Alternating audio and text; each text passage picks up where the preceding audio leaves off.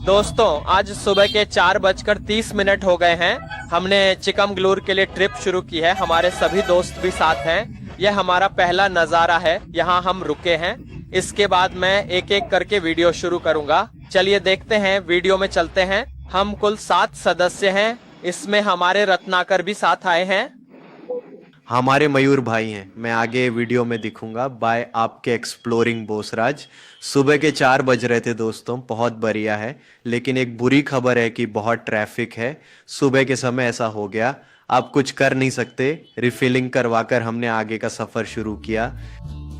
6:30 हो गए और अब यात्रा शुरू हुई है। हम रास्ते में बीच बीच में ब्रेक लेते हुए आगे बढ़ेंगे।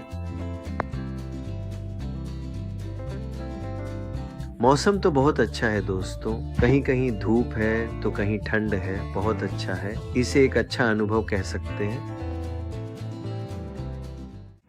तो इस तरह चाय का ब्रेक खत्म करके अब हम हासन की ओर निकल रहे हैं।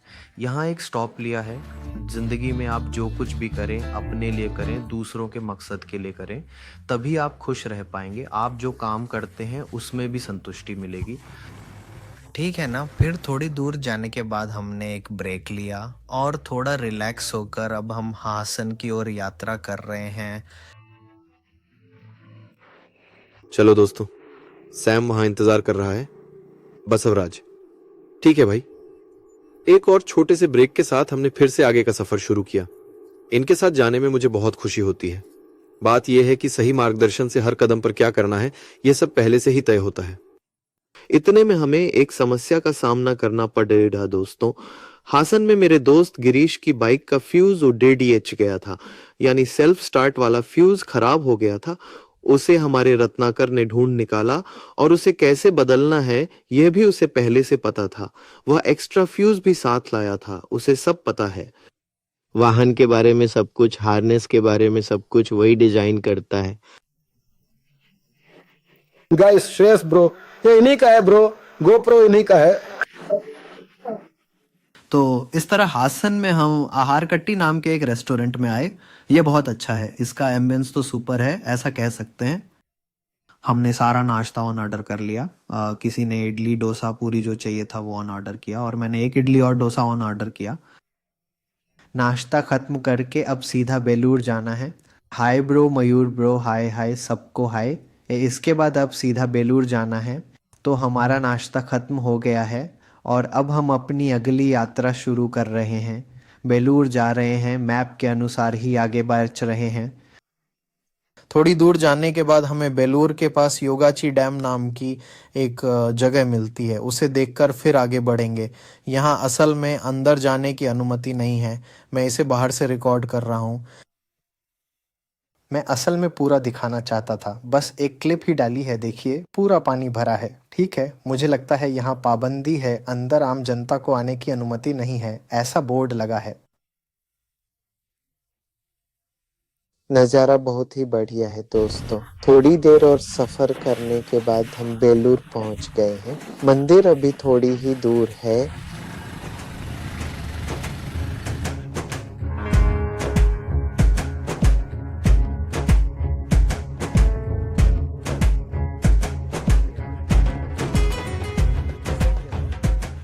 हम अभी बेलूर के चेन्नकेशव मंदिर के प्रवेश द्वार के पास हैं। चलिए अंदर चलते हैं, मैं आपको दिखाऊंगा कि ये कैसा है। दोस्तों इसकी वास्तुकला बहुत ही शानदार है। आइए इसे अंदर से देखते हैं। हमने गाड़ी पार्क कर दी है और अब हम अंदर जा रहे हैं। आइए देखते हैं। दोस्तों मैं प्रवेश द्वार से अंदर जा रहा हूँ। प्रवेश द्वार बहुत ही शानदार है, बहुत पुराने समय का। यह मंदिर यूनेस्को विश्व धरोहर के रूप में प्रसिद्ध है। यह 900 साल पुराना मंदिर है। इसे बनाने में कुल 103 साल लगे थे। होयसल राजा, जिनका नाम विष्णुवर्धन था, इस वास्तुकला का एक उत्कृष्ट नमूना कह सकते हैं। हर मूर्ति में बहुत बारीकी है।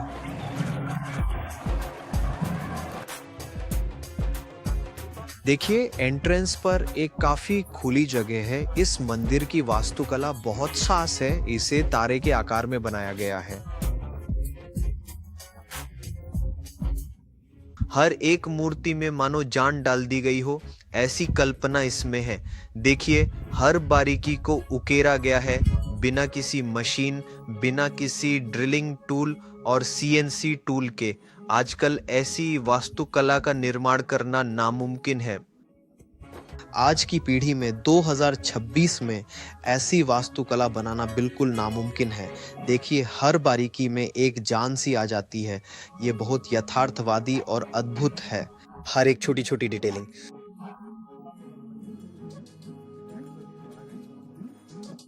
इसे आपको वास्तव में अनुभव करना ही चाहिए। मैं मंदिर के अंदर जा रहा हूँ, अंदर देखने पर इसे एक अद्भुत नज़ारा ही कह सकते हैं। हर जगह जहां भी जगह मिली है उन्होंने शिल्पकारी की है। प्रवेश द्वार पर जाते ही एक गोलाकार गुंबद जैसी नक्काशी है। यह वाकई अद्भुत है दोस्तों, इसे आप देख सकते हैं, शब्दों में बयान नहीं कर सकते। हर विवरण एक त्रिआयामी वास्तुकला में है।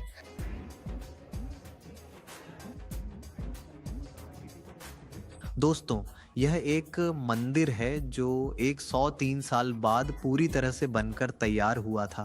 वीर बल्लाल देव के शासनकाल में यह पूरा हुआ। हर खंभे पर एक महिला की आकृति वाली मूर्तियां दी गई हैं। यह बेहतरीन है। हर खंभा अपनी एक कहानी बयां कर रहा है। इस मंदिर में मुख्य मूर्ति भगवान विष्णु की है। इसे चन्नाकेशव मंदिर कहा जाता है। पूरी वास्तुकला होयसल शैली में है। ये मंदिर पूरी तरह से काले पत्थर से बना है। ये बहुत ही मुलायम सामग्री है जिसे सोप स्टोन कहा जाता है। इसे आसपास के तुमकूर से लाकर इसका निर्माण किया गया है।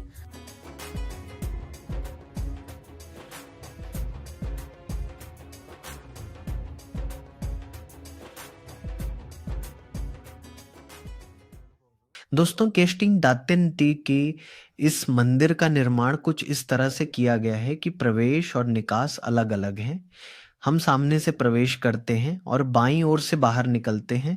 इसे इसी तरह बनाया गया है। ये पूरा मंदिर तारे के आकार में बना हुआ है।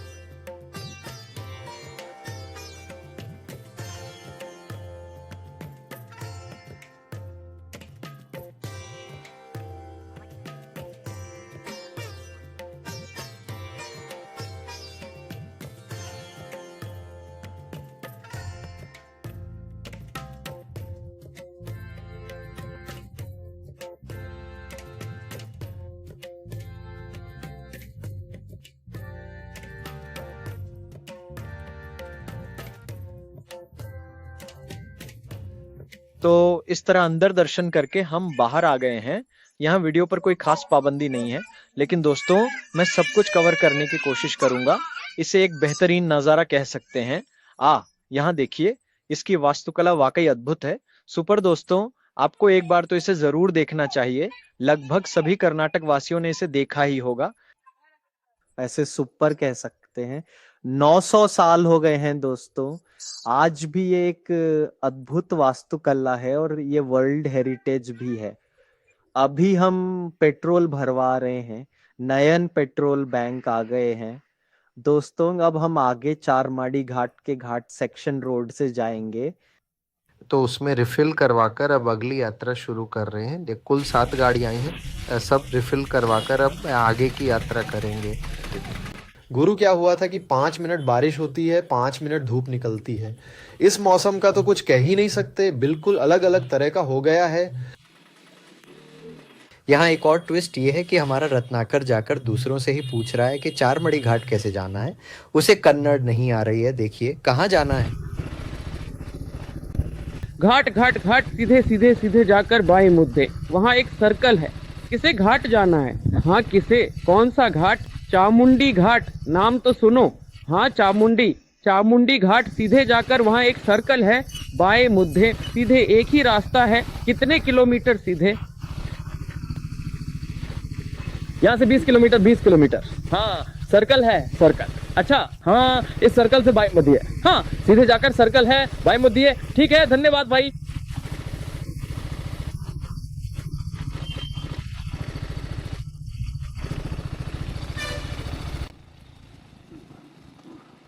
गुरु, ये सारी जानकारी लेकर अब हमने चारमाड़ी घाट के लिए शुरुआत कर दी है। बारिश तो लगातार हो ही रही है। अब देखते हैं दोस्तों, इसके बाद अब घाट सेक्शन की तरफ चलते हैं। चलो दोस्तों देखिए यह प्रकृति कितनी सुंदर है। इस खूबसूरत पल में मेरा एक कविता सुनाने का मन है। वह यह है कि धुंध की चादर और झरनों की कतार, चार माड़ी के रास्ते पर चलती हमारी यह यात्रा एक सुंदर कविता जैसी है।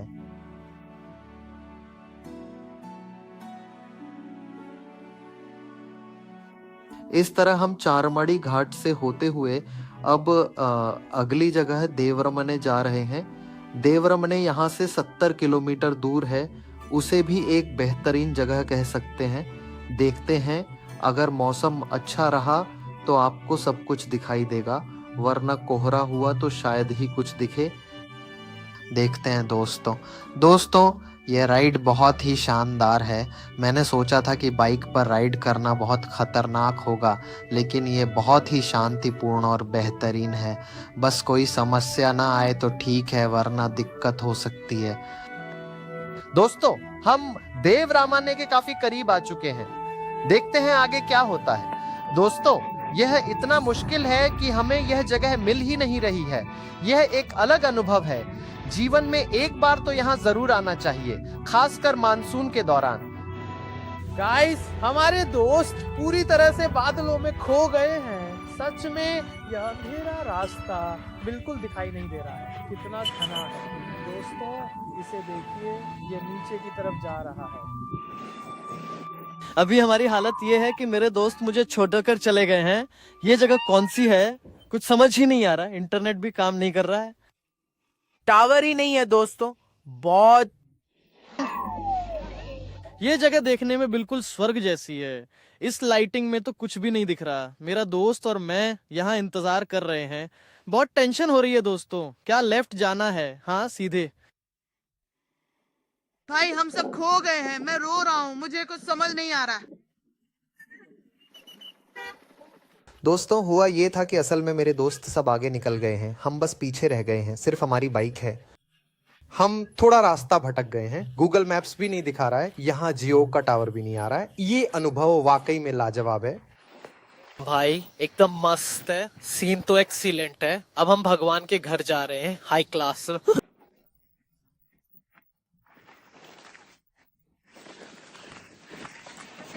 दोस्तों देखो, हे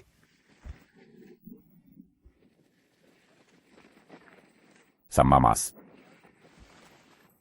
अति उत्तम। दोस्तों इसकी जितनी भी तारीफ करें कम है। देवरमने यानी सच में ये भगवान का घर है। इसे स्वर्ग का घर कह सकते हैं। एक बेहतरीन अनुभव। सच में ये बिल्कुल स्वर्ग जैसा है। पूरा कोहरा छाया हुआ है। हम बादलों और धुंध के ऊपर हैं। दोस्तों ये तो आप जानते ही होंगे, इन्हें लीच कहते हैं। कन्नड़ में इसे जोंक कहते हैं। ये इंसानों का खून पीती है। आह देखिए कितनी छोटी छोटी हैं ये, हमारे शरीर पर चरच जाती है और पता भी नहीं चलता। हमने सब कुछ देख लिया है। चारों तरफ कोहरा है दोस्तों, कुछ नहीं कर सकते। नज़ारा तो उतना नहीं दिखा, पर यह एक बेहतरीन अनुभव है।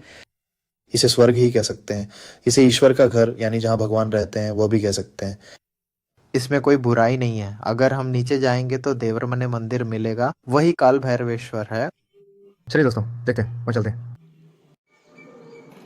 असल में ये देवरमने मंदिर बंद है, काल भैरवेश्वर नाम है इसका। तो बंद होने की वजह से हम वापस जा रहे हैं। ये अभी दोपहर के 3:30 हुए हैं। देखिए कितना कोहरा है। ऐसा लग रहा है जैसे सुबह के 3 बजे हो, लेकिन यह 3 बजे का समय है। सच में चारों तरफ बादल ही बादल है। सच में कुछ भी रास्ता दिखाई नहीं दे रहा है। लेकिन दोस्तों यह वाकई शानदार है। इसे जीवन में एक बार जरूर अनुभव करना चाहिए। देखते हैं, हम अभी कोट्टिगेहारा में हैं। शाम के 4:30 बज रहे हैं। देखिए यहाँ कितना कोहरा है। अब हम लंच करने के लिए ब्रेक पर रुके हैं। अब अगला हमारा चारमाड़ी घाट है। घाट में देखते हैं, चलिए चलते हैं। चारमाड़ी घाट जाते समय मुझे एक झरना मिला दोस्तों, बहुत बढ़िया है। पानी बहुत ही शुद्ध है। मैं थोड़ा खेल लिया, लेकिन पानी में खेलने के लिए कोई नहीं आ रहा है दोस्तों, क्योंकि सब बहुत थक गए हैं। बेचारे गाड़ी चला चला कर थक गए हैं। सुबह से 400 किलोमीटर लगभग हम पहुंच चुके हैं। अब भी हम धर्मस्थल के पास ही हैं। सब मुझे हाथ हिला रहे हैं, हाय हाय ब्रो, सबको हाय हाय। दोस्तों, मैं आपसे बस एक ही बात कहना चाहता हूँ, कृपया किसी तरह इस वीडियो को सपोर्ट करें। कम से कम इस वीडियो के लिए इतने सब्सक्राइबर्स तो आने चाहिए, क्योंकि इससे मुझे वीडियो बनाने में दिलचस्पी आएगी, एक प्रोत्साहन तो मिलेगा ही। अब आगे धर्मस्थल जाना है, हम चलते हैं और आगे बढ़ाते हैं। इसके बाद एक चाय का ब्रेक लेकर हम पास ही के हमारे होम स्टे जाएंगे। एएस होम स्टे नाम है उसका। वह मैं आपको पार्ट 2 में पूरा दिखाऊंगा। ये पहला दिन है। अगले दिन दो भी आएगा। हम पहले से ही घाट में यात्रा कर रहे थे। देखिए पूरा घाट सेक्शन। दोस्तों, अंदर क्या हुआ था कि घाट सेक्शन में जियो का टावर बिल्कुल नहीं आ रहा था। मैं एक ही पॉइंट पर था, वहाँ सारे टावर चले गए थे। उस मैप के जरिए जो डेटा लोड हुआ था, उसी के सहारे हम आ रहे थे। आखिरकार बहुत मुश्किलों के बाद हम धर्मस्थल के मेन गेट के पास पहुंच गए। टावर नहीं है दोस्तों, अंदर पूरा जंगल का इलाका है, कोई सिग्नल नहीं है। जियो नहीं आता, एयरटेल शायद आ सकता है। अभी हम गेट एंट्रेंस पर हैं, अब अंदर जाना है। अब हम मुख्य प्रवेश द्वार पर हैं, धर्मस्थल मंदिर के पास।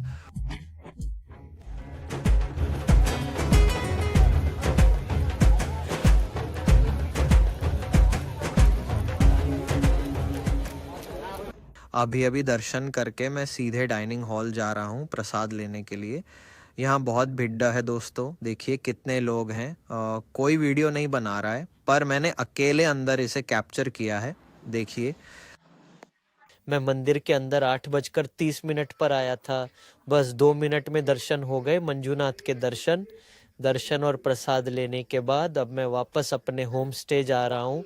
आइए दोस्तों, अपने होम स्टे चलते हैं। धर्मस्थल का रात का नज़ारा यहाँ ज़्यादा दिखाई नहीं दे रहा है। ठीक है, पूरी ट्रिप मैं आपको वीडियो के ज़रिए दिखाऊंगा। मेरा दोस्त वहीं है, उसके आने के बाद चलेंगे हम। दोस्तों, 9:20 हो चुके हैं। यहाँ से हमारा होम स्टे 20 किलोमीटर दूर है। एएस होम स्टे नाम है। उस होम स्टे को मैं पार्ट 2 में दिखाऊंगा। ये डे 1 है। डे 2, डे 3 3 वीडियो आएंगे। ये पहला वीडियो है, ये कल लॉन्च होगा। और दोस्तों, आपका सपोर्ट मुझ पर बना रहना चाहिए। सब्सक्राइब करें, लाइक करें और शेयर करें। नए वीडियो के साथ आऊँगा। आपका एक्सप्लोरिंग बसरा बने रहे। बाय बाय, फिर मिलेंगे।